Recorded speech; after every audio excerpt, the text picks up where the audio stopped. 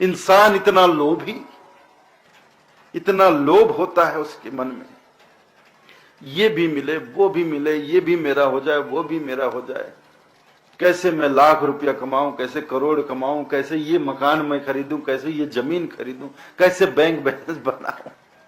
और किसके लिए? अपने लिए, परिवार के लिए। जो कोई भी साथ देने वाला नहीं, उनके लिए। बादशाह सिकंदर से ज्यादा इस संसार को और कौन बटोर सकता है? बादशाह सिकंदर ने पूरी दुनिया को फतह कर लिया था, जीत लिया था, पूरी दुनिया का मालिक बन गया था। लेकिन इतना शराबी था, इतना शराबी था कि भरी जवानी में उसका कलेजा जल गया था। कलेजा जल गया था, उसकी हालत इतनी नाजुक हो गई भरी जवानी में कि उसके जितने वैद्य थे सबने जवाब दिया कि बस अब तुम कुछ दिनों के मेहमान हो। अब वो मृत्यु शैया पर पड़ा है, एक एक पल को गिन रहा है, एक एक क्षण को गिन रहा है कि कब मौत आएगी। तो मृत्यु शैया पर पड़े पड़े पड़े पड़े ये कुदरत का करिश्मा कहिए कि उसे बोध हो जाता है, ज्ञान हो जाता है कि यह संसार तो निरर्थक है, यह संसार तो क्षणभंगुर है, परिवर्तनशील है, इस संसार में कुछ नहीं धरा। यह संसार तो सेमल का फूल। तोता जो होता है सेमल का फूल देखता है तो उसको लगता है कि यह बड़ा ही मीठा फल होगा, खाने को बहुत कुछ मिलेगा, और तोता उस पर चोंच मारता है, चोंच मारता है और उसमें केवल रूई निकलती है। अब कुछ खाने को मिलेगा, अब कुछ खाने को मिलेगा, आखिर तक वो चोंच मारता रहता है और रूई के अलावा और कुछ नहीं मिलता उसको खाने के लिए। यह संसार फूल से मर का हाथ कछु नहीं आया, तेरे हीरा जन्म गवाया भजन बिन बावरे। साहब का भजन है, भजन बिन बावरे तूने हीरा जन्म गवाया, यह संसार फूल से मर का हाथ कछु नहीं आया। तो यह बोध उसको हो जाता है कि संसार में कुछ नहीं धरा, मैंने पूरे संसार को जीता,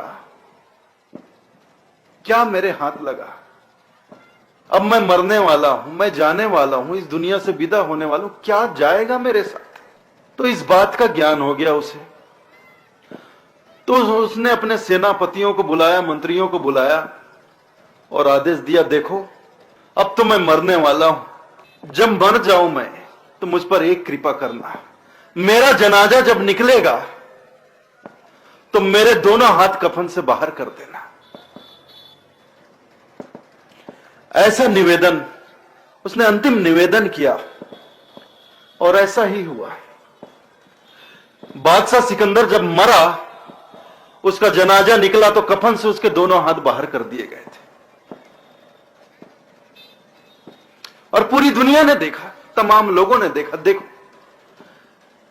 यह बादशाह सिकंदर, दुनिया का मालिक सिकंदर आज इस दुनिया से विदा हो रहा है, और एक ढेला भी, एक फूटी कौड़ी भी इसके हाथ नहीं जा रही, दोनों हाथ खाली। पूरी दुनिया ने देखा। बादशाह सिकंदर के हौसले तो आली थे, जब गया था दुनिया से दोनों हाथ खाली थे। हौसला तो इतना था कि पूरी दुनिया को फतह कर लिया, लेकिन जब गया दुनिया से तो दोनों हाथ खाली थे। तो पूरी दुनिया को जीतकर जब वह एक फूटी कौड़ी नहीं ले जा सका मेरे भाई, तो हम क्या ले जाने की उम्मीद करते हैं? जो इतना भाग रहे संसार के पीछे कि ये मेरा हो जाए, ये मेरा हो जाए, ये मकान मेरा हो जाए, ये जमीन मेरी हो जाए, कितना रुपया पैसा मेरा हो जाए, कंकड़ चुनचुल महल बनाया, लोग कहे घर मेरा रे, अरे ना घर तेरा ना घर मेरा, चिड़िया रैन बसेरा रे। ये संसार तो सराय, 2 दिन के लिए आए फिर चले जाना। सराय में कोई डेरा जमाता है क्या? सराय में तो मुसाफिर ठहरते हैं, रात गुजारा सुबह फिर चल पड़े। सराय को कोई अपना घर बनाता है? नहीं बनाता है। यह संसार तो सराय है, लेकिन इस सराय को ही हमने अपना घर समझ लिया। इस सराय में मुसाफिर क्या क्या तमाशा हो रहा। साहब कहते हैं, कोई बटोरे कंकड़ पत्थर, कोई बैठा रो रहा। इस सराय में मुसाफिर क्या क्या तमाशा हो रहा। और हीरे जवाहरात क्या है? उसको इतना कीमती समझ, कंकड़ पत्थर ही तो है, हीरा क्या है, कार्बन है, कोयला है, कुछ अच्छी किस्म का कोयला है, अच्छी किस्म का पत्थर, बस इतना ही है, तो पत्थर ही है, तो वो कंकड़ पत्थर ही। तो कोई बटोरे कंकड़ पत्थर, कोई बैठा रो रहा, किसी को मिल गया तो वो खुशी में पागल हो रहा है, किसी को नहीं मिला तो बैठ के रो रहा है कि मुझे नहीं मिला। इस सराय में मुसाफिर क्या क्या तमाशा कर रहा है। संसार के प्रति इतना लोभ है हमें, कुछ लोग मानने को तैयार नहीं होते। एक बार साहब भ्रमण करते करते करते करते एक राजा के महल के सामने पहुंच गए।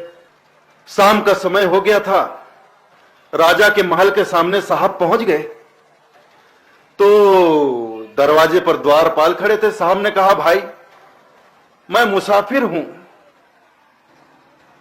मुझे इस सराय में रात गुजारनी है, विश्राम करना है, सुबह मैं चला जाऊंगा।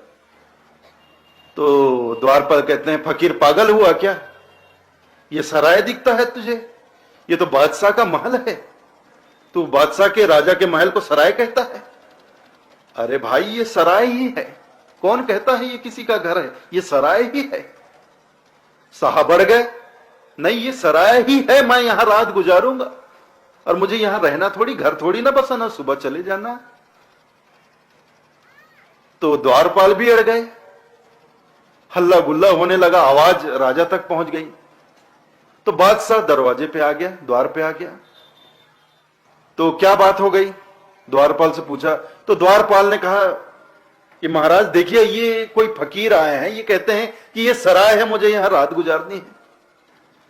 तो बादशाह ने कहा, क्या फकीर, क्यों, तुम्हारा दिमाग तो नहीं सरक गया, पागल हो गए क्या, ये मेरा महल है, ये मेरा घर है, ये मेरा महल है, तुमको ये सराय नजर आता है, ये सराय नहीं है बाबा, जाओ कहीं और जाओ। तो साहब ने कहा, ठीक है मैं चला जाऊंगा, तुम कहते हो ये सराय नहीं है, ये मेरा घर है, मैं चला जाता हूं, कहीं और रात गुजार लूंगा, लेकिन मेरे एक बात का जवाब दो। तो साहब ने कहा, मैं कोई 40-50 बरस पहले भी यहां आया था, इस जगह से गुजरा था, और मैं इस राजमहल के भीतर भी गया था, दरबार को भी मैंने देखा। तो सिंहासन पर एक सफेद दाढ़ी और बाल वाले एक बुजुर्ग व्यक्ति सिंहासन पर बैठे थे, वो कौन थे? तो राजा ने बड़े शान से कहा, वो मेरे दादाजी थे, वो दादा हजूर थे, वो दादा बादशाह थे, मेरे दादा थे। साहब ने कहा, अच्छी बात है। तो अभी मैं कोई 10-15 साल पहले फिर से यहां आया था, तो एक और अधेड़ व्यक्ति दरबार में उसी सिंहासन पे बैठे थे, वो कौन थे? तो राजा ने बड़ी शान से कहा, वो मेरे पिता हुजूर थे, वो मेरे पिता थे, बादशाह थे। तो साहब ने कहा, आप, अब मैं राजा हूं यहां का मालिक। तो साहब ने कहा, फिर तुम्हारे दादाजी कहां गए, तुम्हारे पिताजी कहां चले गए?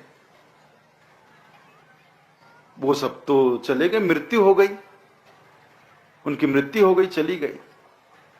ठीक है राजन, तुम कहते हो यह सराय नहीं है, यह घर है, तुम्हारा महल है, तो मैं चला जाता हूं, लेकिन मुझे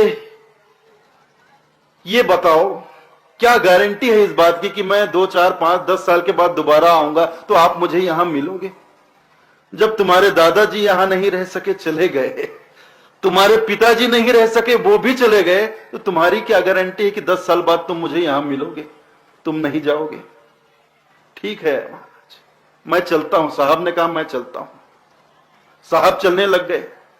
तो राजा ने कहा, बाबा रुको, रुको, तुम रुको, तुम यहां ठहरो, अब मैं जाता हूं यहां से। उसको बात समझ में आ गई।